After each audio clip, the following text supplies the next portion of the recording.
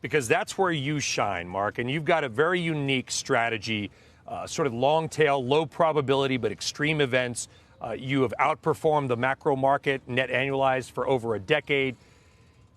Are we due for some big event again because of the Fed, inflation, some big mistake?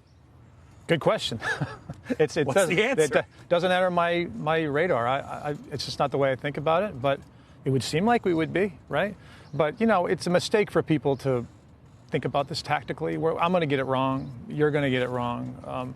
You can see sentiment swings on things like what's going on today in Ukraine, and it just gets you leaning the wrong way when you try to overthink these kinds of things. Well, you do these low probability but high return situations at Universa, and nobody really has done it better than you guys. And you outline this in your book. We just came off a nice panel where we had 45 minutes, by the way, to talk about it.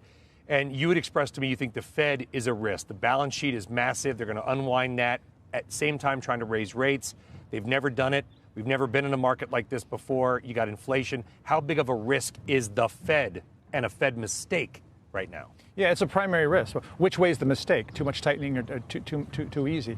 I think you need. We're in the throes of MMT, monetary theory, right now. Whether we choose to accept that or not, I think you always need to check your premises here when you think that the Fed can even tighten.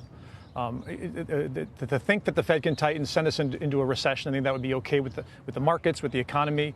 I think it's giving a little too much credence to how healthy one thinks the markets are today. They're not healthy at all. We're only here because of monetary interventionism.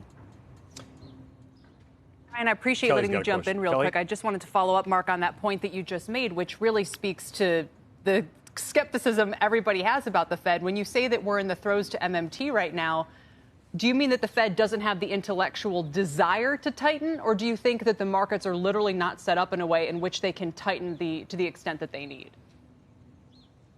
It's a great question. Frankly, I think it's a big bluff.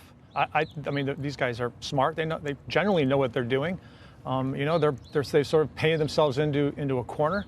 And I think there's kind of jawboning a little bit of tightening so that they don't have to actually do it. Look, the markets have already priced it in. That might be enough, and then they can kind of back off on it.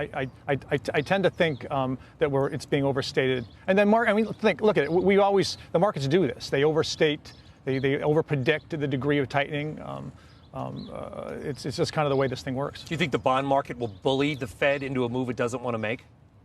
What the bond market will do is it will tighten for the Fed. So to the contrary, the bond market will maybe take some of the pressure off the Fed. Actually, it's kind of what we're seeing, and we're certainly seeing that in the front end of the forward curve.